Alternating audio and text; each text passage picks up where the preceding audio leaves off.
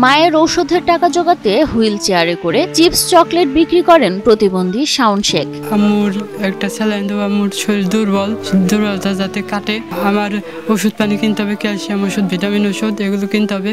নিজেই চলতে পারেন না ঠিক মতো, তবুও বাঁকা হাত পা নিয়ে যেন এক বিশাল দায়িত্ব পালন করছেন শাওন। ভাসমান দোকানের মতোই প্রতিদিন এ ব্যবসা করেন তিনি। বেচা কিনা হয় অল্প, ধরেন 200, 300, আবার কতদিন 150 হয় এরকম, কিন্তু আগে হয়তো 600, 700, এখন কম হয়।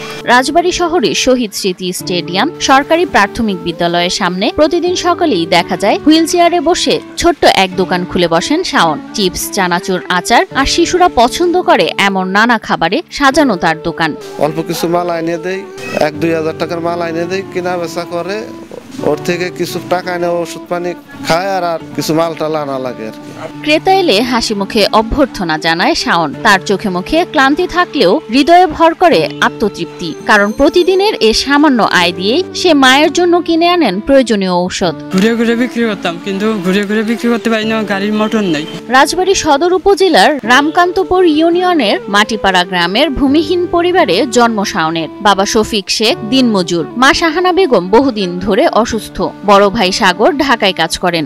উঠে দাঁড়াইতে পারে, দাঁড়ালি পারে পড়ে যায়, হাত পা ভাঙে পড়ে যায়। ওই রাব্বু একটা মানুষ গাড়ি চালায় পারে না কোন, বুঝছেন কেন, আমার কাজ নাই কিছু নাই। তারপরে আমার ছেলে তো দেখতেছে না, ছেলেটা মাঝে ছেলেটা অসহায়, একটা ছেলে ছোট, ওটাও স্কুলে পড়ায়, তারও খরচ লাগে, বুঝছেন সবকিছুই লাগে।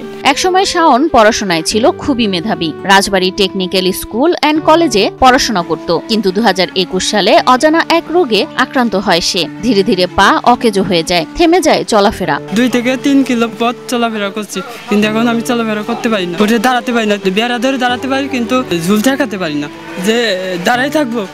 একদিন কাঁচে পরে দাঁত ভেঙেছে।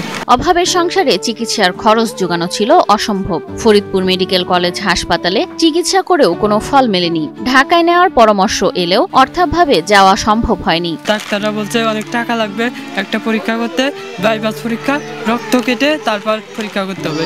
কিন্তু আমার আব্বু সেই দিকে গেল না, যে টাকা পয়সা নাই। আমি অল্প রিক্সা চালাই, রিক্সা চালক, 400-500 টাকা কামাই করে, ছোট বড় 5 জন মানুষ। এখন জিনিসপত্র যে দাম, আমি পয়সাও গুছাইতে পারি না, সেরকম ভালো ওষুধ পানিও খাওয়াইতে পারতেছি না। হিরন আরও মিনারেল ওয়াটার মাত্র 50 পয়সায় প্রতি লিটার।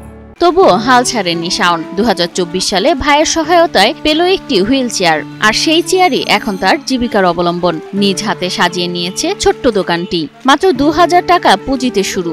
এখন প্রতিদিন সামান্য লাভেই সে মায়ের ওষুধের টাকা জোগাড় করেন। এই গাড়িটা ম্যানেজ করে দিয়েছে সরকার থেকে।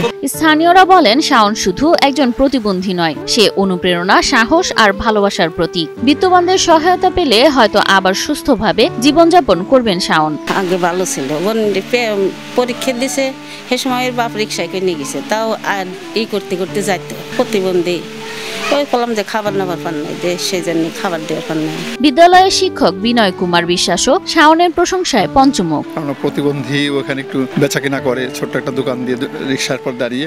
আমাদের ওর একটা ভাই আমাদের স্কুলে পড়ে, ওরা খুব দরিদ্র পরিবার, ও বাবা রিক্সা চালায়, ওর নাম হলো শাওন। ও এখানে এসে আগে আসতো, আর সেই বিক্রি করা শুরু করেছিল। এখন আমরা বলেছি, বাচ্চাদেরও বলেছি যে তোমরা ওর কাছ থেকে কিনে কিছু খাবার লাগলে ওর কাছ থেকে নিও। ওর এখানে রোদ্রে দাঁড়িয়ে থাকে, সেজন্য একটু সাইডে দাঁড়াতে বলছি, যে আমরা তো স্কুলের কোনো দোকান ঢুকতে দেই না, সাধারণত একটু বাইরেই বসে। ও আসলে আমাদের সমাজের জন্য বা একটা দৃষ্টান্ত, প্রতিবন্ধী হয়েও সে রোজগার করতেছে। রাজবাড়ীর এই কিশোর আজ প্রমাণ করে দিয়েছেন শারীরিক সীমাবদ্ধতা কখনো মানুষের মনোবলকে হার মানাতে পারে না। মায়ের জন্য ভালোবাসা, জীবনের প্রতি অদম্য ইচ্ছাশক্তিই পারে পাহাড় সম বাধা ভেঙে নতুন আলো দেখাতে।